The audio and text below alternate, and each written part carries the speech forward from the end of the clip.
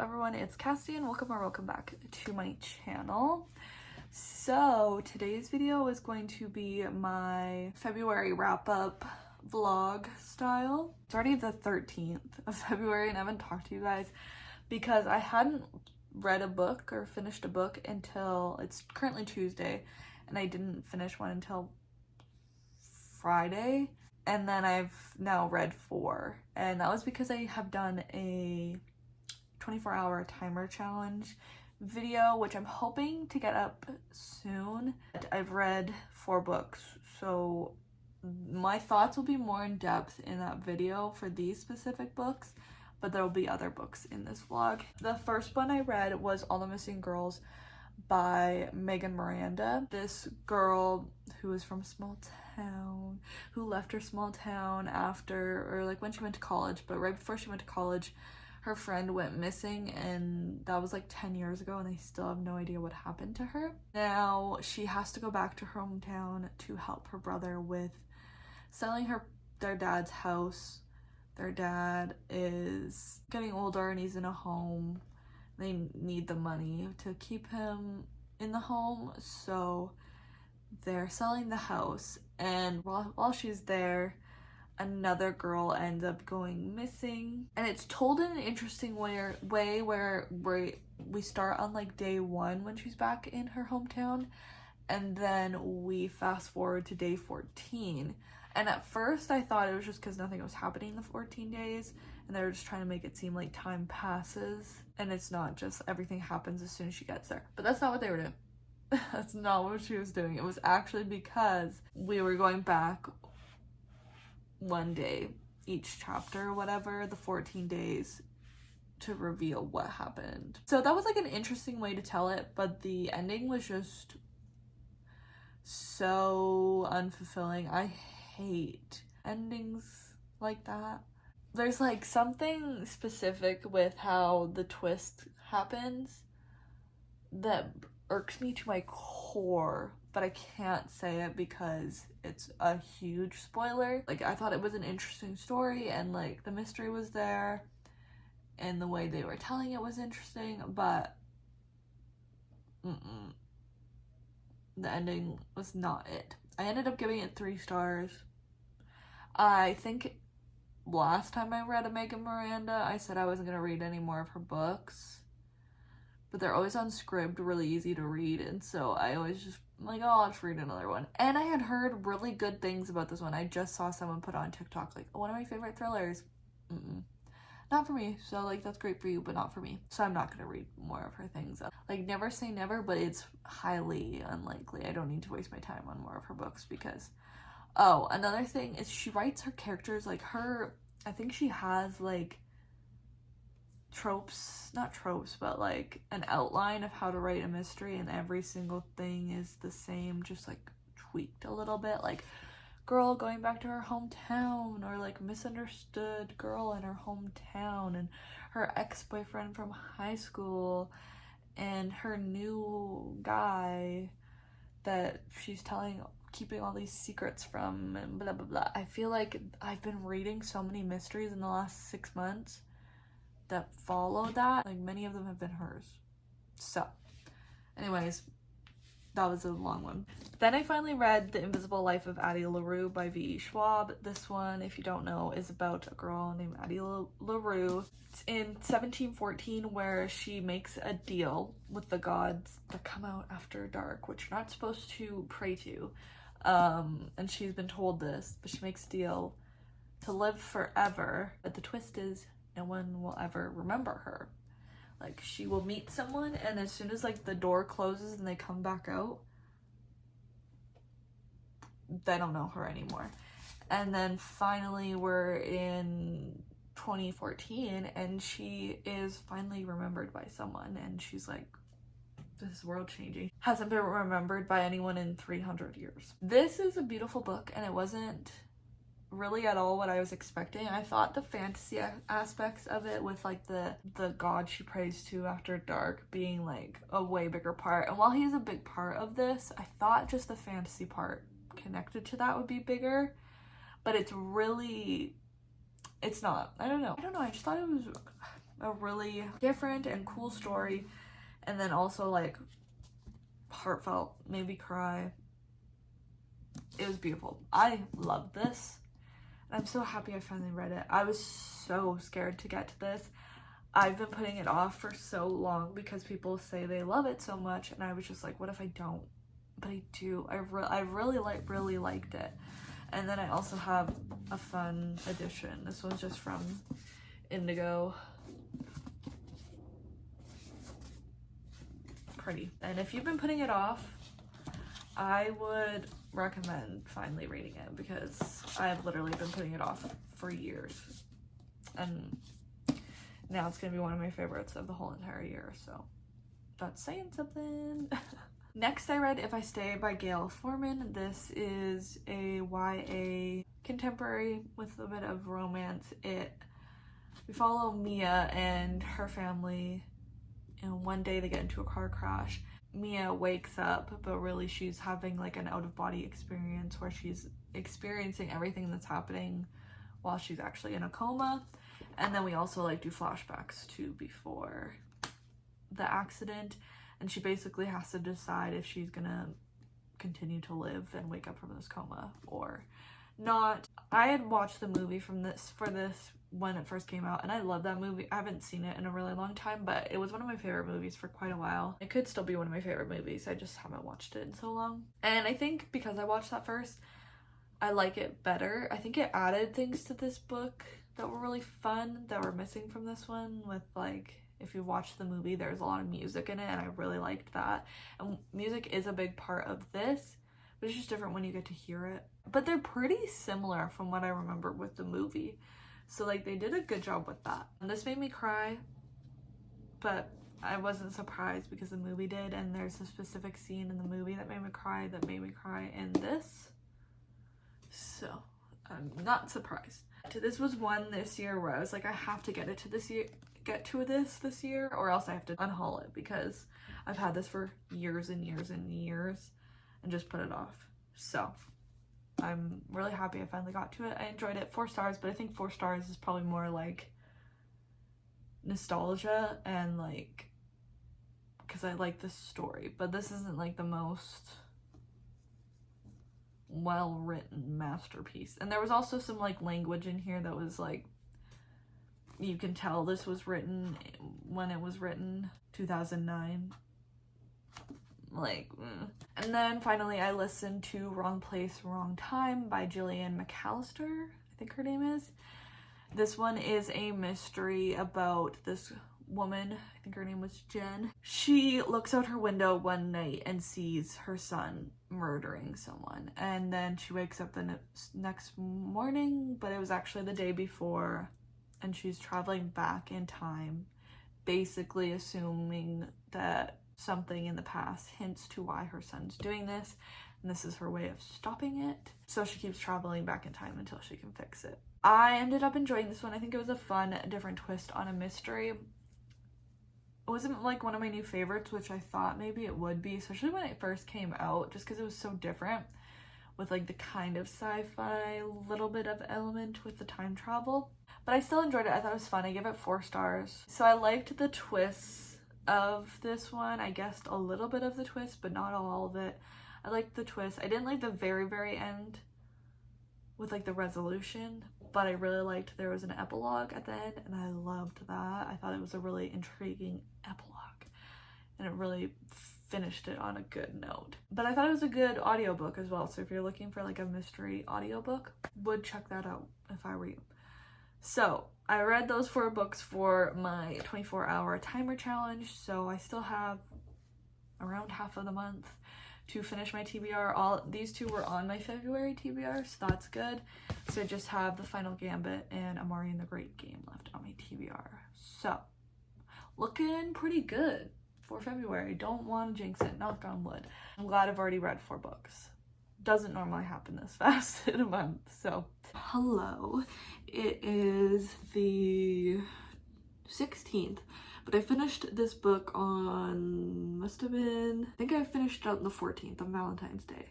I read The Teacher by Frida McFadden. This is one of her newest ones. Actually, I don't know what they say it's about on Goodreads, and I don't really want to give anything away, so let's look that up quickly. Eve has a good life. She wakes up each day, kisses her husband Nate, and heads off to teach math at the local high school. All is as it should be, except last year the school was rocked by a scandal involving a student-teacher affair with one student, Addie, at its center. But Eve knows there's far more to these ugly rumors than meets the eye. Addie can't be trusted. She lies, she hurts people, she destroys lives. At least that's what everyone says, but nobody knows the real Addie. Nobody knows the secret that could destroy her, and Addie will do anything to keep it quiet.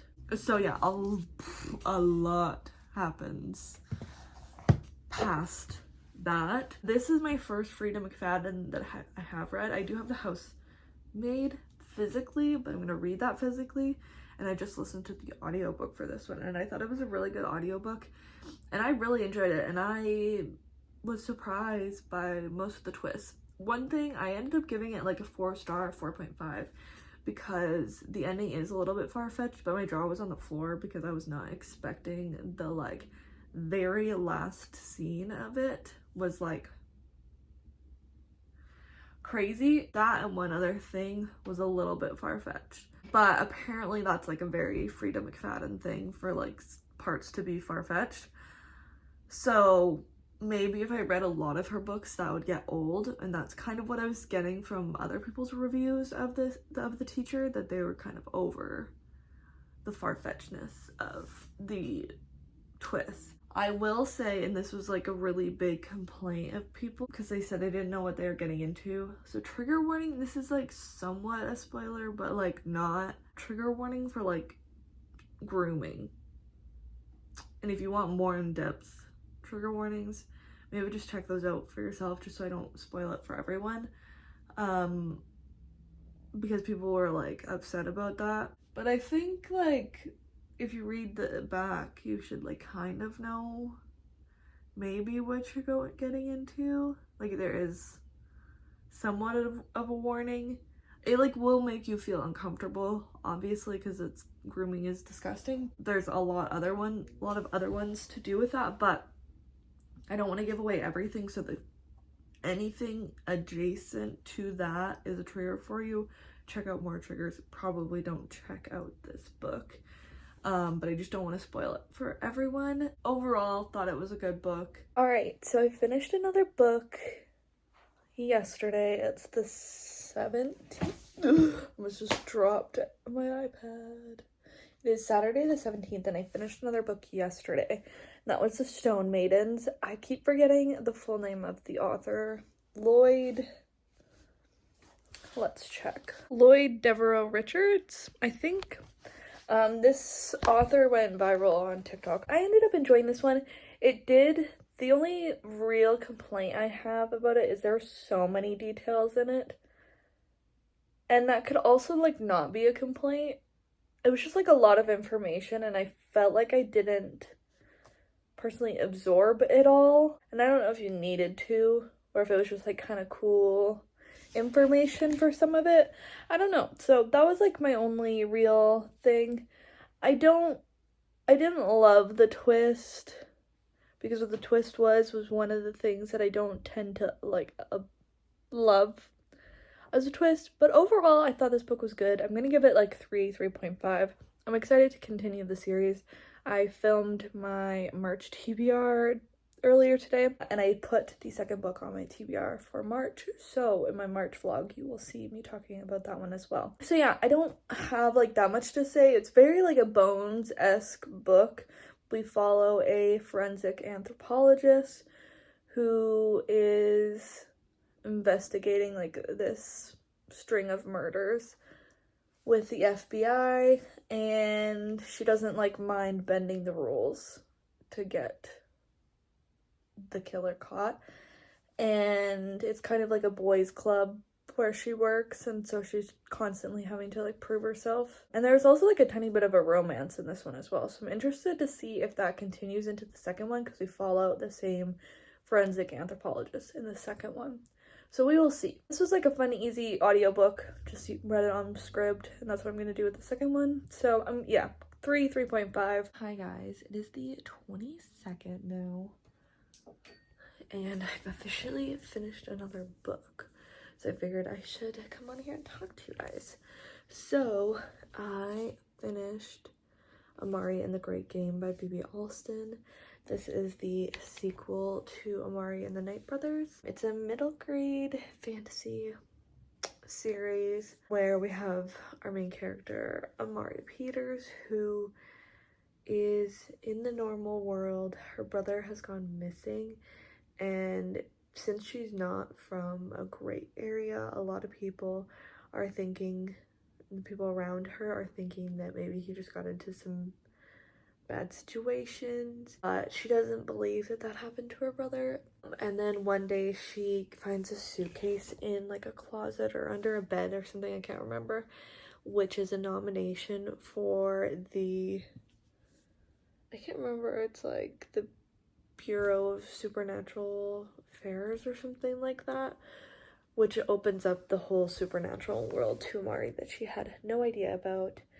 Turns out she is a very powerful being in the supernatural world. I don't want to say what it is because I don't remember if that's in the blurb or not. She figures that because of this, the nomination was from her brother. So because of all this, she figures that she can figure out what actually happened to her brother through this. So, I really enjoyed the first one, but it's taken me a really long time to get to the second one, and then I had put it on this TBR, and then sometime this month it was announced the third book is coming out in August, so I feel like it was perfect timing. This one, we follow up what happens in the first one. That one's like its own story for the most part. I feel like nothing too much was brought into the second book. We follow her at her second summer. Well, they call it summer camp, but it's her going to this school to train. I really enjoyed the first one, gave the first one 5 stars. I think it was one of my favorite books of 2022, it should have been. And then I really enjoyed this one as well. And I think there were certain parts of this that I enjoyed more. This one I did read 99% on audio, and the first one I read completely physical. I really enjoyed this one. I think the only thing I didn't love about this one was it wasn't a complete one story in this book. Like, quite a bit happens, but there's still so much and you're left on a cliffhanger. And I think because of the first one, I was expecting it to be like maybe like episodic kind of things of these. Each book has its own bad guy or issue, you know, it rounds up by the end of the book. And this one isn't. It's on a cliffhanger. And I don't know if it's just supposed to be a trilogy, and so maybe that's why, or what, I don't know. I think it's just because I was going into it expecting to find all the answers out in this book. I don't know if I need to own these. I'm not quite ready to unhaul these, but I don't know if I'm gonna buy the physical version of the third one. I really liked the audiobook, and I feel like I'm okay with that being what I do for this series going forward. So that'll be a decision to make in August when the third one comes out. So I gave it 4 stars technically on Goodreads, but it's like 4.5. So that was a really good addition, and I'm glad I finally got to that because it's just been sitting on my shelves waiting to be read. I want to talk to you guys about The Turn of the Key while I load my dishwasher. So I finished it today. I started it yesterday, finished it today. Listened to the audiobook through my library. It was decent. So The Turn of the Key is a book about this woman who, we're seeing it like she's writing a letter for the most part to this person to basically be an advocate for her because she is in jail. She's there because Why did that make that noise? It freaked me out. Because she was a nanny for a family and one of the kids ended up dying and they think she murdered them. So she's writing it in a letter from the beginning to her, of her working with this family up to when the death happens. This house is uber weird and lots of nannies have left because they believe it's haunted or something like that. It's giving weird vibes. I think this is the turn of the screw. What's that called? The turn of the screw? Something about a screw? I think it's a retelling of that or something. I think the audiobook was really good. I think it was like a well-made audiobook. I just don't... I like the ending, I think. But I didn't like parts of the twist. I don't know. There was just like a lot of this that I was like meh about. Like there was not a lot going on for most of this book. And one part of this house is that the parents are like architects and stuff like that. And so they have like all the new technology and I just don't really like technological thrillers, mysteries, or weird stuff is happening with the technology. And I don't think that's like a thing for me because I read another one where it was kind of techie mystery and I just don't really like that. I don't think that's my subgenre. So I gave this 3 stars, but I would think it's like a good audiobook to read. I would recommend that, but I'll probably end up unhauling this. It's good, but I don't really feel anything other than that about it. So, I mean, I'm glad I got another thing off of my physical TBR. I don't know. I read it. It happened. That's all. It's technically, today is the 29th of February, but I finished a book on the 26th and I kept forgetting to come on here and talk to you about it. So I kind of cheated and read a book off of my March TBR just because it was the audiobook. So if you haven't checked out my March TBR, that video will be the last video that I uploaded and I will try and remember to link it down below. I read Maidens of the Cave, which was the sequel to, I think that's the title. I keep messing up the title, so I think that's what it was called. But it's those words, it just might be in a different order. But it was the sequel to Stone Maidens that I read earlier this month. This series doesn't seem to have like that much carryover. Like it's its own, each one has its own bad guy. It's just the same forensic anthropologist main character and then a couple of like the side characters of people like that she worked with and the guy that she kind of had a romance with in the first one. This mystery is about like a bunch of different girls that end up dead in caves. They can't really find a reason why they should be dead because like one of them was a swimmer and like should have been able to get out of the cave really easily. Shouldn't have been like overexerted trying to get out of the cave, I guess, kind of. And so I can't figure out what is happening. I don't know. I feel like with both of these books, I enjoyed them to a certain extent, but there's so much information in these books that it gets to a point where I'm like, there's too much information coming at me that it was just like a little too much at points that I couldn't keep track of who's who for everything and like who knows what. And one cool thing, but it also makes it complicated with these books, is we do get the POV of the killer, but we're not supposed to know who the killer is. So sometimes that gets confusing. I enjoyed them though, like they're good books. It's just a lot. So read that. So like I said, it's the last day of the month. This isn't really a reading vlog, but I'm just gonna do an update. I'm on page 100 of The Final Gambit and I wanted to finish this today and I was supposed to finish this by the end of the month because I said said I was going to my March TBR because I thought there was no way I wouldn't, but I just kept putting this off even though I really enjoy it. I just haven't been in the reading mood. But there's 368 pages, so I might read a little bit more tonight, and I'm just hoping I'll finish this tomorrow at least. If I finish it on the 1st of March, it's not that big of a deal. That will be my last book that I will talk about in this vlog. One more book is coming. Hello. So I finished this book a while ago, but I haven't had a chance to come and wrap it up for you guys. I read and finished The Final Gambit by Jennifer Lynn Barnes. This is the 3rd book in the Inheritance Games trilogy.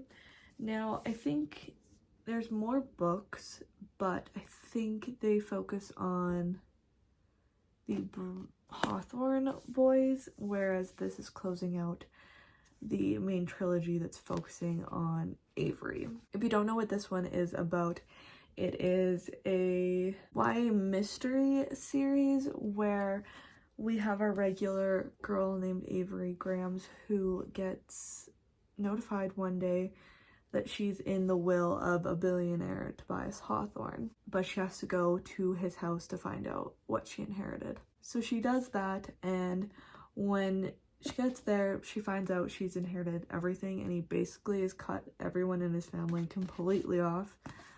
They still get something, but like, for them, it's nothing. But she doesn't even know this Tobias Hawthorne, and she has no idea how or why she got wrapped up in all of this. There are some stipulations to her being able to inherit this. A big thing is Tobias Hawthorne was always into riddles, puzzles, and all that kind of stuff, and he would always make his grandsons play games and do kind of stuff like that. And so they all get to this point where they realize that this is one big last game for Tobias Hawthorne. We've been going through that for the 3 books, and I really enjoyed this. There's also like a romance aspect. She's kind of caught between 2 of the grandsons of Tobias Hawthorne. Really enjoy these books. I think they're really fun, and this one was no exception. I think I gave it 4 stars, probably like 4.5. I think this was like a good ending. I didn't really like her decision at the very end, and maybe that, I don't know, I don't want to spoil it, but it just felt weird. Didn't really feel like what we had been working up to for 3 books. So I can't really say what is happening in this one, but chaos in all of these books. And yeah, so I'm excited to get to the next one, and it does make me want to read that one right away. It is The Brothers Hawthorne. So I'm glad I did finally read this, and these are always super quick reads. I had put this as currently reading on my Goodreads for quite a while, and I had read like 30 pages, but then once I picked it up again, I barely put it down. I read it pretty fast, so love that for me. I will probably put, if I can, the next book on, I guess, my April TBR, or if I have time, I'll maybe read it in March. But that is all for this vlog. If you liked it, make sure to subscribe and give it a big thumbs up. Both of those would mean the absolute world to me. Comment down below what you read in February. And if you've read any of the books that I read in February, let me know what you thought of them. That is all from me, so I will see you in my next video. Bye!